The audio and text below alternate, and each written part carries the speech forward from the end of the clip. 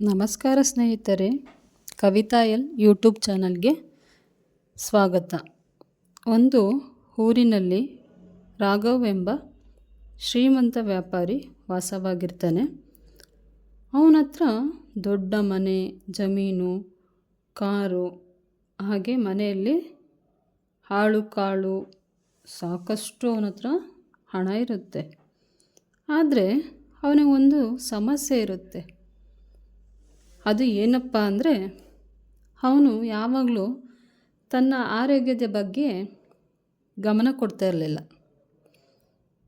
Lazy person ಥರ ಬೆಳಿಗ್ಗೆ ಲೇಟಾಗಿ ಎದ್ದೇಳೋದು, ವ್ಯಾಯಾಮ ಮಾಡಲ್ಲ, ಅದೇ ರೀತಿ ಯಾವುದೇ ರೀತಿ ಜಂಕ್ ಫುಡ್ಡನ್ನು ತಿನ್ನೋದು ಜಾಸ್ತಿ, ಮತ್ತು ರಾತ್ರಿ ಹೊತ್ತು ಲೇಟಾಗಿ ಮಲಗೋದು, ಇವಿಷ್ಟು ಸಹ ಆ ವ್ಯಕ್ತಿಯ ದಿನಚರಿಯಾಗಿರುತ್ತೆ. ಅವನ ಸ್ನೇಹಿತರು ಅವನಿಗೆ ಎಷ್ಟೋ ಸಾರಿ ಹೇಳ್ತಾರೆ, ರಾಘವ, ಹಣ ಯಾವತ್ತೂ ಮುಖ್ಯ ಅಲ್ಲ, ಆರೋಗ್ಯನೇ ಎಲ್ಲಕ್ಕಿಂತ ಮುಖ್ಯ ಅಂತ ಅವನ ಸ್ನೇಹಿತರು ಹೇಳ್ತಾರೆ. ಅದಕ್ಕೆ ರಾಘವ ಏನು ಮಾಡ್ತಾನೆ, ನಗಾಡ್ತಾ ಹೇಳ್ತಾನೆ, ನನ್ನ ಬಳಿ ಸಾಕಷ್ಟು ಹಣ ಇದೆ, ಅನಾರೋಗ್ಯ ಬಂದರೆ ನಾನು ಆಸ್ಪತ್ರೆಗೆ ಹೋಗಿ ಅದನ್ನು ಸರಿ ಮಾಡ್ಕೊಂಬಿಟ್ಟು ಬರ್ಬೋದು ನನ್ನ ಹತ್ರ, ನೀವೇನು ಮಾಡ್ತೀರಾ ಅಂತ ಆ ಫ್ರೆಂಡ್ಸನ್ನು ನೋಡ್ಬಿಟ್ಟು ಹೀಯಾಳಿಸ್ಕೊಂಡು ಮಾತಾಡ್ತಾನೆ. ಅವನ ಸ್ನೇಹಿತರಿಗೆ ಬೇಜಾರಾಗ್ಬಿಟ್ಟು ಏನು ಮಾಡ್ತಾರೆ, ಅವರಿಂದ ದೂರ ಹೋಗ್ತಾರೆ. ಹೀಗೆ ತುಂಬ ವರ್ಷಗಳು ಕಳೀತವೆ. ಒಂದು ದಿವಸ ರಾಘವನಿಗೇನಾಗುತ್ತೆ, ತೀವ್ರ ಅನಾರೋಗ್ಯ ಆಗುತ್ತೆ. ವೈದ್ಯರು ಅವನನ್ನು ಪರೀಕ್ಷಿಸಿ ಏನಂತ ಹೇಳ್ತಾರೆ ಅಂದರೆ, ನಿಮ್ಮ ದೇಹ ತುಂಬಾ ದುರ್ಬಲವಾಗಿದೆ, ನೀವು ನಿಮ್ಮ ಆರೋಗ್ಯವನ್ನು ತುಂಬಾ ನಿರ್ಲಕ್ಷ್ಯ ಮಾಡಿದ್ದೀರಿ ಅಂತ ಹೇಳ್ತಾರೆ. ಈ ಮಾತನ್ನು ಕೇಳ್ತಾ ರಾಘವನಿಗೆ ಗಾಬರಿ ಆಗುತ್ತೆ. ನನ್ನ ಹತ್ರ ಅಷ್ಟೊಂದು ದುಡ್ಡಿದೆ, ಆದರೆ ದೇವ್ರು ಯಾಕೆ ಆರೋಗ್ಯವನ್ನು ಕೊಡಲಿಲ್ಲ ನನಗೆ ಅಂತ ದೇವರನ್ನು ಬೈಕೊಳ್ತಾನೆ. ಆದರೆ ಅವನ ಹತ್ರ ದುಡ್ಡಿದ್ರೆ ಏನು ಪ್ರಯೋಜನ, ಆರೋಗ್ಯನೇ ಕೊಡಲಿಲ್ಲ ಅಂದರೆ ದೇವರು ಆರೋಗ್ಯ ಕೊಡಲ್ಲ, ಮನುಷ್ಯನೇ ತನ್ನ ಆರೋಗ್ಯವನ್ನು ನೆಟ್ಟಿಗಿಟ್ಕೊಬೇಕು. ಅವನು ಹೀಗೆ ಆಸ್ಪತ್ರೆಯಲ್ಲಿ ತುಂಬ ದಿವಸ ಕಳೀತಾನೆ ಅನಾರೋಗ್ಯದಿಂದ. ಒಂದು ದಿವಸ ಏನಾಗುತ್ತೆ, ಆಸ್ಪತ್ರೆಯಲ್ಲಿದ್ದಾಗ ಆಸ್ಪತ್ರೆಯ ಒಂದು ಕಿಟಕಿಯಿಂದ ಹೊರಗಡೆ ನೋಡ್ತಾನೆ. ಅಲ್ಲಿ ಹೊರಗಡೆ ಒಬ್ಬ ವಯಸ್ಸಾದ ಮುದುಕನನ್ನು ನೋಡ್ತಾನೆ. ಆ ಮುದುಕ ಸಾಮಾನ್ಯವಾಗಿ ಹಳೆ ಬಟ್ಟೆಯನ್ನು ಧರಿಸಿರ್ತಾನೆ, ಆದರೆ ಅವನು ತುಂಬ ಸಂತೋಷದಲ್ಲಿರ್ತಾನೆ. ಬೆಳಗ್ಗೆ ಎದ್ದು ತುಂಬ ದೂರ ನಡ್ಕೊಂಡು ಹೋಗ್ತಾನೆ. ಅದೇ ರೀತಿ ಅವನ ಮುಖದಲ್ಲೂ ಸಹ ಸಂತೋಷ ಇರುತ್ತೆ, ಯಾವಾಗಲೂ ಖುಷಿಯಿಂದ ಮುದುಕ ಇರ್ತಾನೆ. ಇದನ್ನು ನೋಡಿ ರಾಘವನಿಗೆ ಆಶ್ಚರ್ಯ ಆಗುತ್ತೆ. ಅಂದರೆ ದುಡ್ಡಿಲ್ಲ ಅಂದರೆ ನಾವು ಖುಷಿಯಿಂದ ಇರ್ಬೋದು ಅಲ್ವಾ ಅಂತ ಅವನು ಅಂದ್ಕೊಳ್ತಾನೆ. ನನ್ನ ಹತ್ರ ಎಷ್ಟೊಂದು ಕೋಟಿಯಂತರ ರೂಪಾಯಿ ಇರ್ಬೋದು ಹಣ, ಆದರೆ ನಾನಿವತ್ತೇನು ಆಗಿದ್ದೀನಿ, ಹಾಸಿಗೆಯಲ್ಲಿದ್ದೀನಿ. ಆದರೆ ಹೊರಗಡೆ ಒಬ್ಬ ಮುದುಕ, ಅವನಿಗಿರೋ ಶಕ್ತಿ ನನಗಿಲ್ವಲ್ಲ ಅಂತ ಬೇಸರ ವ್ಯಕ್ತಪಡಿಸ್ತಾನೆ. ಅವನಿಗೆ ಎಷ್ಟು ಬೇಜಾರಾಗುತ್ತೆ ಅಂದರೆ, ನಾನು ದುಡ್ದಿರೋದೆಲ್ಲ ವೇಸ್ಟ್ ಅಲ್ಲ, ಆರೋಗ್ಯನೇ ಇಲ್ಲ ಅಂದರೆ ಈ ದುಡ್ಡನ್ನೇನು ಮಾಡಲಿ ಅಂತ ಕೇಳ್ತಾನೆ. ಆ ದಿನದಿಂದ ಏನು ಮಾಡ್ತಾನೆ, ರಾಘವ ತನ್ನ ಜೀವನ ಶೈಲಿಯನ್ನು ಬದಲಾಯಿಸ್ಕೊಳೋಕ್ಕೆ ನಿರ್ಧಾರ ಮಾಡ್ತಾನೆ. ಅವನೇನು ಮಾಡ್ತಾನೆ ಅಂದರೆ, ಬೆಳಿಗ್ಗೆ ಎದ್ದು ವ್ಯಾಯಾಮ ಮಾಡ್ತಾನೆ, ತುಂಬ ದೂರ ಕಾರಿನಲ್ಲಿ ಓಡಾಡಲ್ಲ, ಬರೀ ಕಾಲಿನಡಿಗೆಯಲ್ಲೇ ಓಡಾಡ್ತಾನೆ, ರಾಗಿ ಮುದ್ದೆ ಊಟ ಮಾಡ್ತಾನೆ. ಆರೋಗ್ಯಕ್ಕೆ ಏನೇನು ಬೇಕೋ ಆ ರೀತಿ ಅವನ ಜೀವನ ಶೈಲಿಯನ್ನು ಬದಲಾಯಿಸ್ಕೊಳ್ತಾನೆ. ಫಸ್ಟು ಬೆಳಗ್ಗೆ ಬೇಗ ಎದ್ದೇಳೋಣ ಅಭ್ಯಾಸ ಮಾಡ್ಕೊತಾನೆ, ರಾತ್ರಿ ಬೇಗ ಮಲ್ಗೋದನ್ನು ಸಹ ಅಭ್ಯಾಸ ಮಾಡ್ಕೊತಾನೆ. ನಮ್ಮ ಜೀವನದಲ್ಲಿ ನಾವು ಯಾವಾಗಲೂ ನಮ್ಮಲ್ಲಿರುವ ಕೆಟ್ಟ ಅಭ್ಯಾಸಗಳನ್ನು ಬಿಟ್ಟಾಗ ನಾವು ಉತ್ತಮ ವ್ಯಕ್ತಿಯಾಗೋದಕ್ಕೆ ಸಹಾಯ ಆಗುತ್ತೆ. ಅವನು ರಾಘವನ ಅಷ್ಟೇ, ಅವನಲ್ಲಿದ್ದ ಕೆಟ್ಟ ಅಭ್ಯಾಸಗಳನ್ನು ಬಿಟ್ಟು ಒಳ್ಳೆಯ ಅಭ್ಯಾಸಗಳನ್ನು ರೂಢಿಸ್ಕೊಳ್ತಾನೆ. ಅವನು ಸುಮ್ಮನೆ ಕೂತ್ಕೊಂಡು ಒಂದು ದಿವಸ ಯೋಚನೆ ಮಾಡ್ತಾನೆ, ನಾವು ಜೀವನದಲ್ಲಿ ಯಾವುದನ್ನು ಬೇಕಾದ್ರೂ ಸಂಪಾದಿಸ್ಬೋದು, ಹಣ, ಆಸ್ತಿ, ಅಂತಸ್ತು ಯಾವುದನ್ನು ಬೇಕಾದ್ರೂ ಸಂಪಾದನೆ ಮಾಡ್ಬೋದು, ಆದರೆ ಒಂದು ಸಾತಿ ಆರೋಗ್ಯವನ್ನು ಕಳೆದುಕೊಂಡ್ರೆ ಮತ್ತೆ ಅದನ್ನು ಹಿಂತಿರುಗಿಸಿ ಪಡೆಯೋದಕ್ಕೆ ಸಾಧ್ಯನೇ ಇಲ್ಲ ಅನ್ನೋದು ಅವನಿಗೆ ಮನದಟ್ಟಾಗುತ್ತೆ.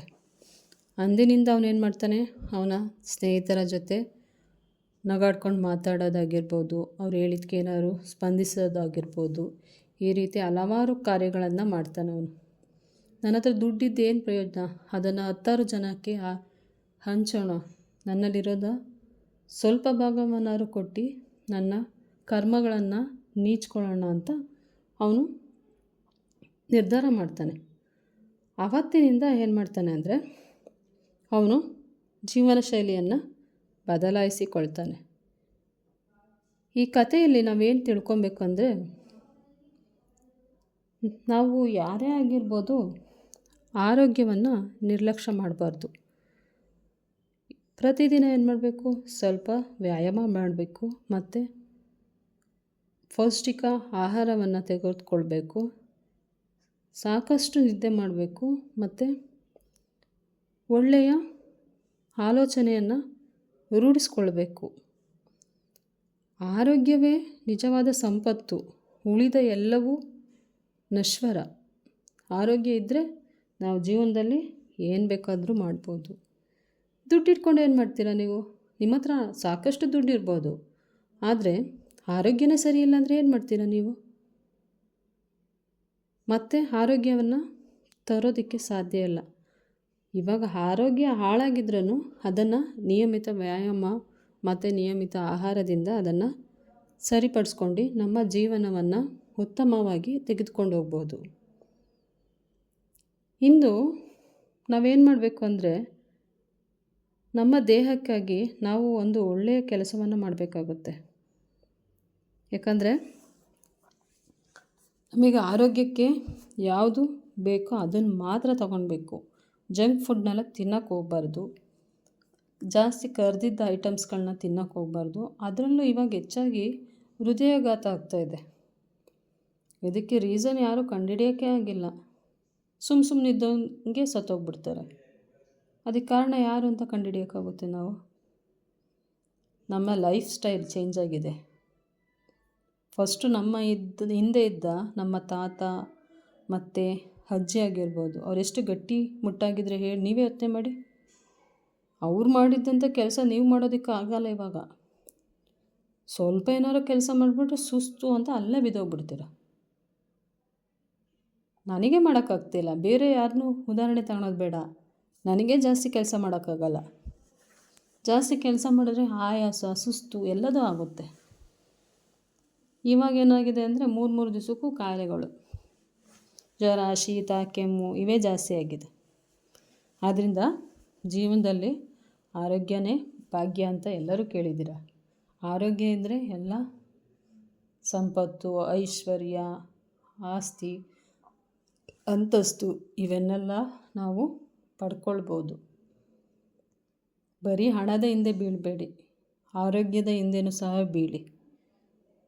ಹಣ ಇವತ್ತಿರುತ್ತೆ, ನಾಳೆ ಹೋಗುತ್ತೆ. ಯಾರು ಬೇಕಾದರೂ ಸಂಪಾದನೆ ಮಾಡ್ಬೋದು ದುಡ್ಡು, ಆದರೆ ಆರೋಗ್ಯವನ್ನು ಯಾರು ಮತ್ತೆ ಸಂಪಾದನೆ ಮಾಡೋದಕ್ಕೆ ಸಾಧ್ಯನೇ ಇಲ್ಲ. ಹೇಳ್ಬೋದು, ದುಡ್ಡೊಂದು ಮಾಡಿದ್ರೆ ನಾನು ಆರೋಗ್ಯವನ್ನು ಹೇಗಾದರೂ ಪಡಿಬೋದು ಅಂತ ನೀವು ಹೇಳ್ಬೋದು, ಆದರೆ ಆಗೋದಿಲ್ಲ.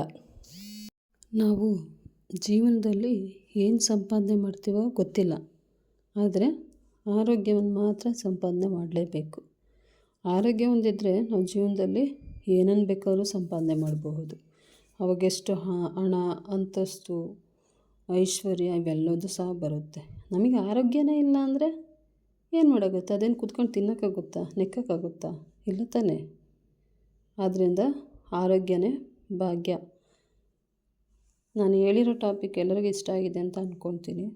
ಯಾರ್ಯಾರು ನನ್ನ ಚಾನಲ್ನ ನೋಡ್ತಿದ್ದೀರೋ ದಯವಿಟ್ಟು ಫಾಲೋ ಮಾಡಿ, ಲೈಕ್ ಮಾಡಿ, ಶೇರ್ ಮಾಡಿ, ಕಮೆಂಟ್ ಮಾಡಿ. ಈ ರೀತಿ ನಿಮ್ಮ ಜೀವನದಲ್ಲೂ ಏನಾದ್ರು ಆಗಿದ್ದರೆ ದಯವಿಟ್ಟು ಕಮೆಂಟ್ ಬಾಕ್ಸಲ್ಲಿ ತಿಳಿಸಿ ಅಂತ ಎಲ್ಲರಿಗೂ ಈ ಮೂಲಕ ಕೇಳ್ಕೊತೀನಿ. ಏನಾದ್ರು ತಪ್ಪಿದರೆ ಅದನ್ನು ಸಹ ಕಮೆಂಟ್ ಬಾಕ್ಸಲ್ಲಿ ತಿಳಿಸಿ, ನಾನು ನಿಮಗೆ ಆನ್ಸರ್ ಮಾಡ್ತೀನಿ ಅಂತ ಈ ಮೂಲಕ ಎಲ್ಲರಿಗೂ ಕೇಳ್ಕೊತೀನಿ. ಹೀಗೆ ನನ್ನ ಚಾನಲನ್ನು ಪ್ರೋತ್ಸಾಹಿಸಿ ಅಂತ ಹೇಳ್ತೀನಿ ಫ್ರೆಂಡ್ಸ್.